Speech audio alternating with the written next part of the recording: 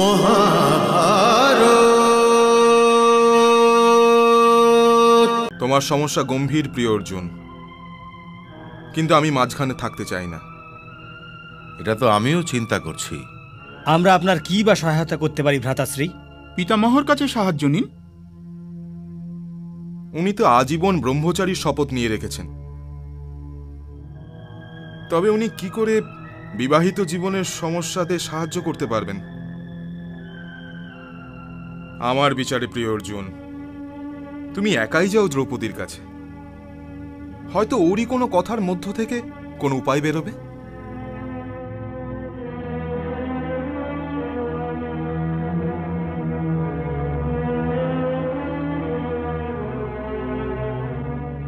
আপনি এখানে কষ্ট করে কেন এলেন? ওখানেই যান। আমার কথা তো শোনো পাঞ্চালী। আমি ভালোই জানি আপনার প্রায়শ্চিত্ত যাত্রা ভালোই কেটেছে।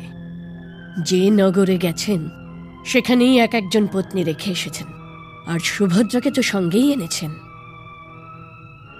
কুন্তিপুত্র, যখন দ্বিতীয় গাঁট লেগে যায় না, তখন প্রথম গাঁট আলগা হয়ে যেতে থাকে।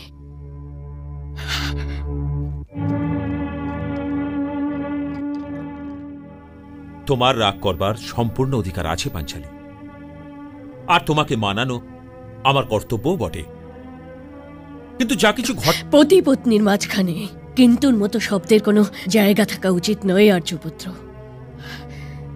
এখন যান, কারণ অপমানের যে বিষ আমায় পান করিয়েছেন তা আমার হৃদয়ের ওপর তিক্ততার রেখা টেনে দিয়েছে।